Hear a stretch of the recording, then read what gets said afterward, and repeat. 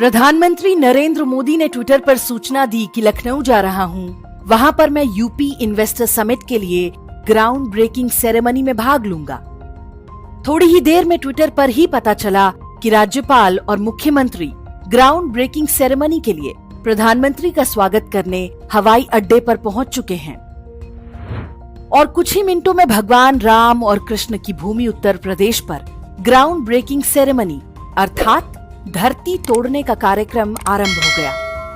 प्रधानमंत्री जी का भाषण हुआ, तालियां बजीं, सबने बधाइयां दी, लेकिन किसी को ये बात नहीं खटकी कि ये कौन सी नई परंपरा है जो डाली जा रही है।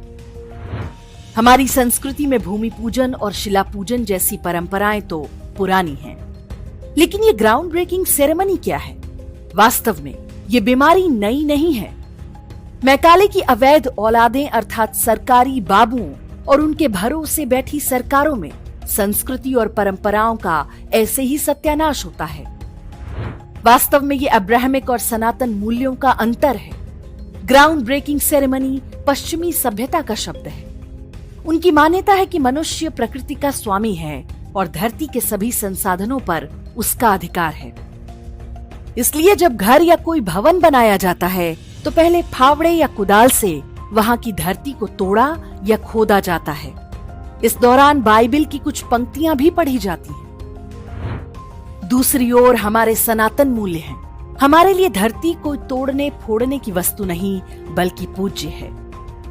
भूमि पूजन के अवसर पर जो मंत्रोच्चार होते हैं उनमें स्थान देवता से लेकर उस भूमि पर रह रहे जीव जंतुओं तक की वंदना की जाती है। हम धरती माता से निर्माण की अनुमति मांगते हैं। उत्तर प्रदेश हो या देश का कोई अन्य क्षेत्र, भूमि पूजन के लिए ग्राउंड ब्रेकिंग सेरेमनी शब्द का प्रयोग दुर्भाग्यपूर्ण है। ऐसा नहीं है कि ये अभी आरंभ हुआ है। पिछले कुछ वर्षों से ये शब्द बार बार प्रयोग किया जा रहा है।